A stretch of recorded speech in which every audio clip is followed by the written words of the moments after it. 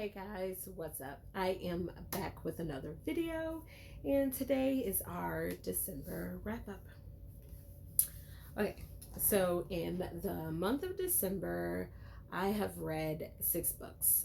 For a lot of people, that may not be a whole lot. For me, with school was still in, and then winter break, my oldest son had a birthday, my youngest son had a birthday, and then we had the holidays, and then don't even count the number of nieces and nephews and friends that had birthdays this month. It was busy. So, oops, sorry about that. So, the fact that my camera's all over the place. The fact that I read any books or listened to any audiobooks was crazy to me. So, I read 6 books. 2 of those books were hardback books. And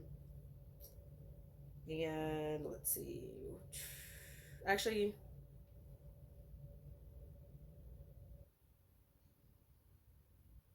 one, two, 4 of those books were actually hardback books. So, okay, hold on.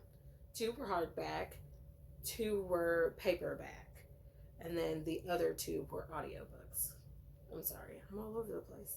So, the first book that I read, and it was really hard for me to put down. I'm dropping stuff all over the place. It was hard for me to put down. It was really good. And it is I think it's nonfiction. No, fiction. Ooh, sometimes I get those 2 mixed up. But whichever one is like not made up. And I'm gonna regret putting this in this video, but whatever. Definitely, since I work in a school, we have to know the difference between the 2. Look, all I can say is that it's after 10 o'clock at night, and I'm tired, and I'm filming this, so bear with me. And I messed up my dust jacket and my book. Look, I don't want to give the book away before I say the title, but I messed up my dust jacket. Yeah, I'm pretty rough on the dust jackets. Usually I take them off while I'm reading, but there's been a couple times where I've read it and didn't take them off.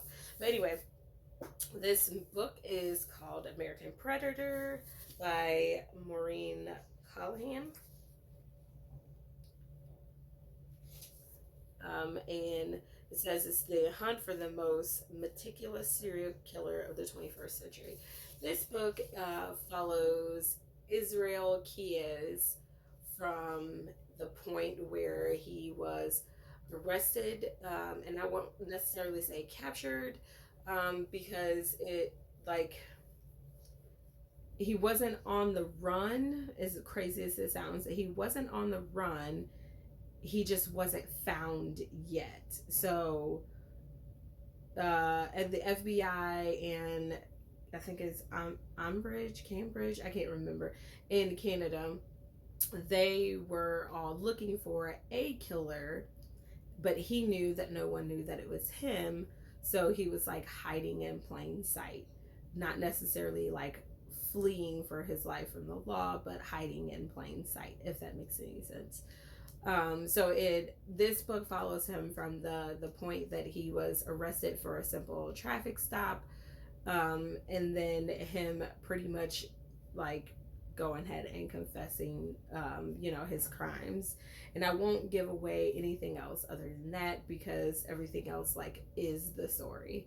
So, really good book. I got this in my July. Well, it was the July book of the month, but I believe I got it a couple months after July, and I was just happy that they still had it, and I read it December. The second book that I read, and I read this with a friend, I buddy read this with a friend from church. This is called The Great Pretender by Susanna Callahan, or Cahalan. I don't know. I'm butchering the name.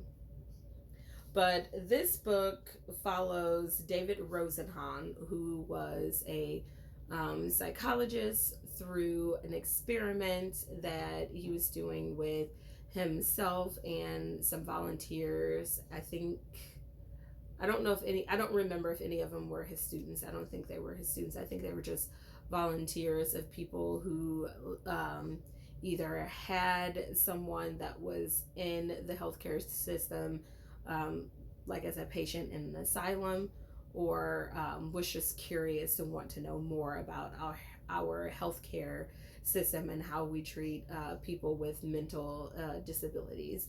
Um, it is based off of Susan's Susanna. Sorry, I said Susan. Susanna's um, account of when she had something. I think it was like a brain tumor of sorts.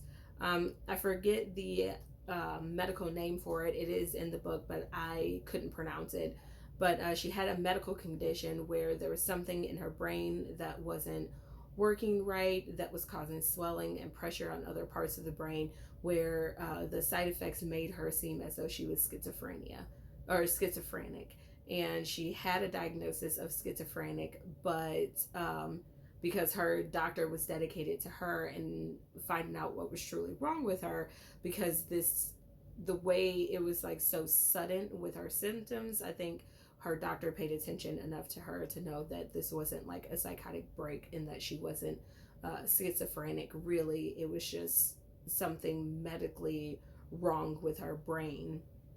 Not like not like it's all in your mind type of medical, not like depression or like, you know, real schizophrenia. This was like when you, I don't want to make it as simple as like if you pinch your arm, but it's like if you get a rash, like a severe rash on your arm, how it affects the rest of your arm. It almost is like a rash in your brain that's affecting the functionality of your brain, if that makes any sense. And it caused her to have like illusions and all this stuff.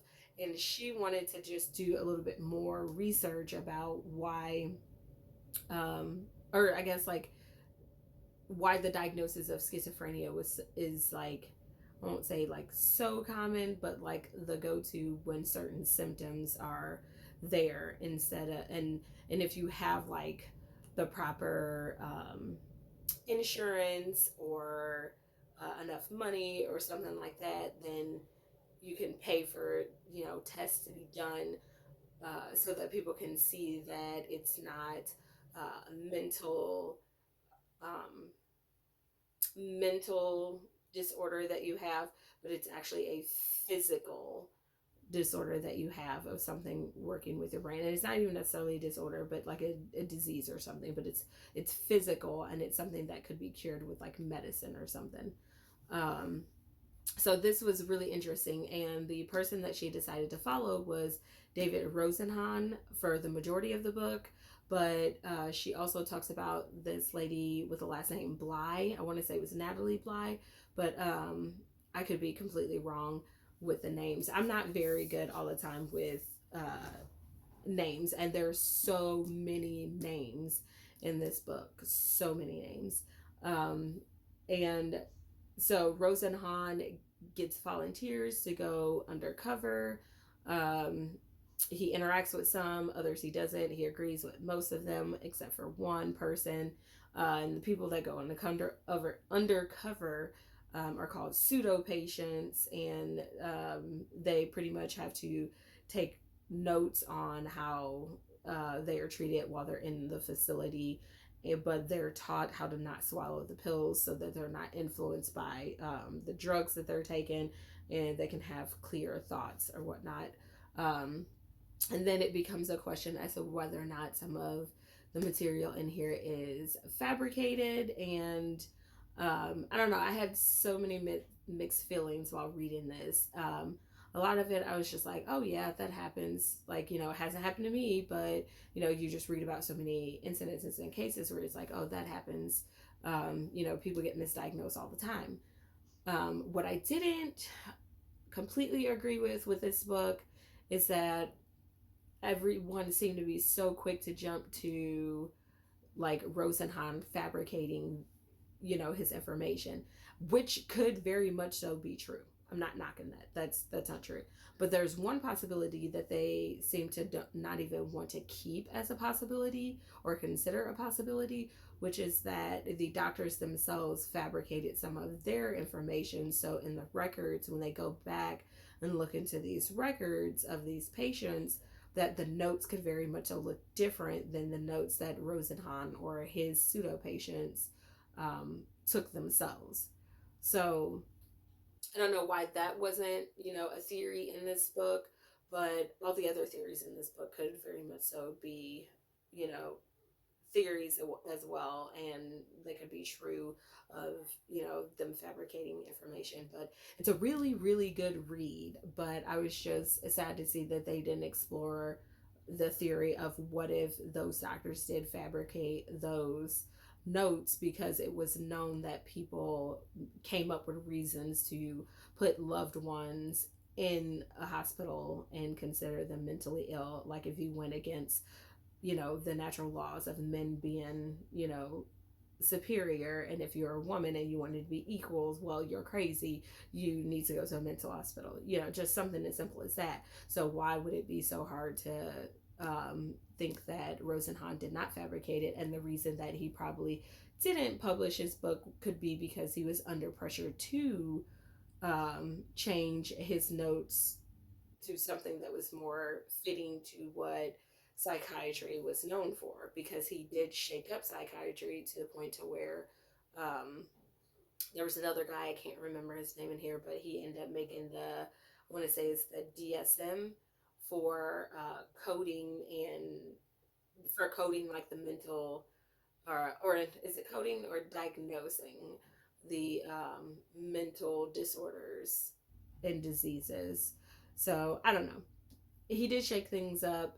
He could have lied about everything. He could have been telling the truth, and people were forcing him to change his book. And maybe he just got tired of all of it and just left it. I don't know. There's just theories and stuff, but this is a really good read because it also lets you know, like, on one side, we have people in our healthcare that really do care about our mentally ill, and then on the other hand, it shows you that there are just as many people, could be more, not sure, that really don't care about our mentally ill people. So this is a really good book. Other books that I will attach pictures at the end that I read was, actually, let me see. Where's my tablet? Maybe I can pull up the thing on the Kindle so that way you can see. So let me pause this video and I'll be right back. Okay, so I figured out how to do this. All right, so the next book that I read is from an Amazon original stories. So it's like an Amazon series, kind of like how Netflix has their series of TV shows and movies. This is from the Dark Corners book series. This is called There's a Giant Trapdoor Spider Under Your Bed by Edgar Cantero. So this was a cute little story. I actually thought that of all the stories in this series that I've read so far, this one was actually made for children. It's like a scary story for children. But it, for me, it reads initially as though, so this is also like, this is what I read on audiobook and on ebook. So I read some of it as the ebook, and then other parts of it when I was like driving as an audiobook. But this book reads like kids are trapped in a room and can't get out, and there's a spider underneath the bed, but the shadow is like acid. So if you get in any part of the shadows, then you're gonna like burn off. So you have to stay in like the moonlight that shines through the window or the light from the flashlight. And then two girls that are spending the night have some other thing, but it reads as if all of this stuff is true, and then at the end it turns out like it's just four kids having fun with uh, creeping each other out and scaring each other. So I thought it was really good. And I don't know if I mentioned this in my November TBR, but I read another book in a series. Let's see if I can find that book. It's called Sleep Tight Hotel. And this book is by Lisa Unger, also part of this. And I don't know if I mentioned this in my November wrap up, but this one I had read in November, so that's why I read the Trapdoor Spider. Um, and I've read the other books like last year, and I'm just, you really can get through this entire series within like a week because they're super quick to listen to and super like easy reads. But I am all over the place with everything I read. The next book, I will have to attach a picture of this one at the end if I cannot find it on my Goodreads, which I don't know if it's on here. Do do do. It's not all of my apps are on my Kindle, so let's see. Next time I'll have this better planned out for you guys.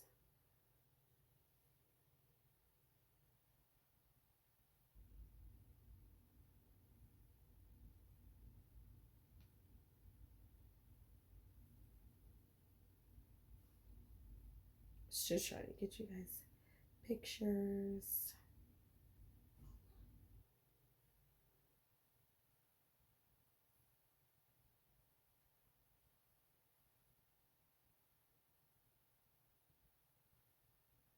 Okay, so well, this book isn't.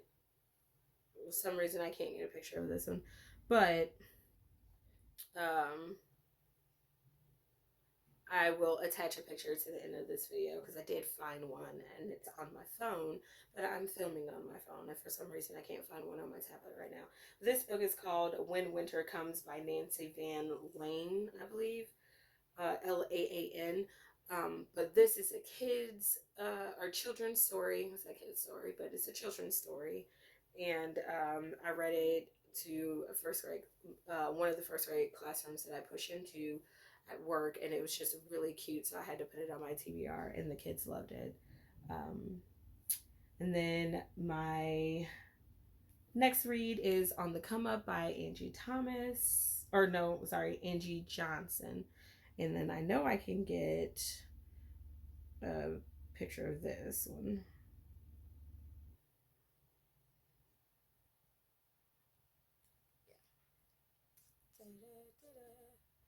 So I don't need to download a sample, so I'm not gonna like download the sample, but On the Come Up, because I do actually have this book in a hardback, but it's downstairs in my basement, packed away with all my other books, getting ready for the big move. So I can't go and dig it out. But I also had it on audio when I was reading it, so I had my hardback for some of the times, and then I had my audio for when I was reading. But I packed the books all this past weekend, so they're all packed up, and I completely forgot that I still needed to do this video. So I read On the Come Up by Angie Thomas, or Angie Johnson. I don't know why I keep want to say Thomas. Oh, because it says Thomas here. Then I don't know why I wrote Angie Johnson on my paper. So Angie Thomas. I was right. On the Come Up by Angie Thomas. She's also the author of the Hate U Give. On the Come Up was, I personally thought, was a really good book. There was a lot of talk of like racial discrimination, racial profiling, um, just like hard times of the people of color in that book. And there is an LGBT mention in there, and I mean, it's just in every. I don't know. So it's not that I'm biased, like against like people wanting to be themselves or anything, but it was hardly mentioned throughout the book. So I was just trying to figure out why it was in the book at all if they weren't talking about it. If that makes any sense.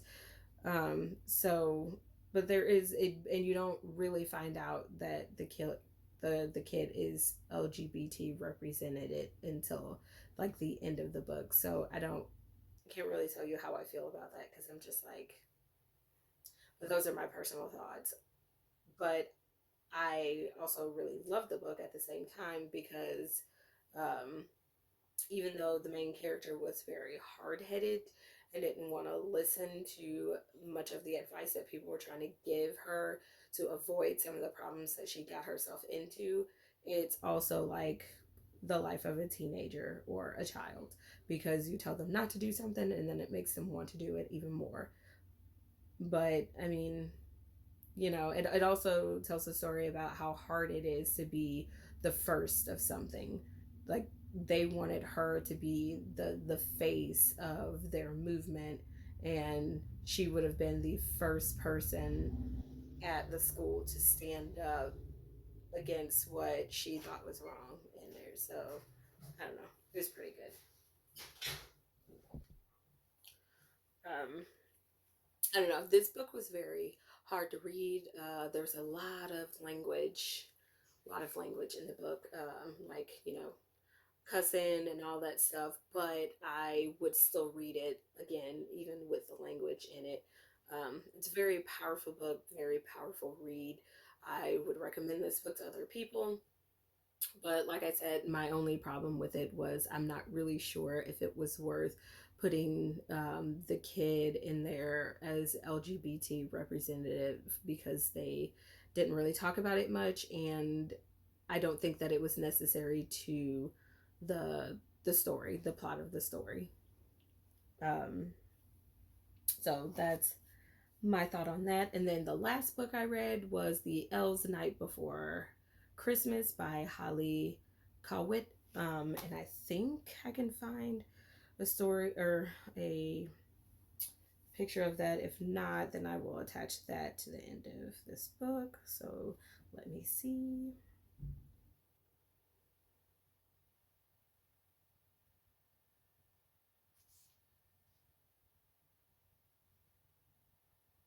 This is a book I got in Scholastic.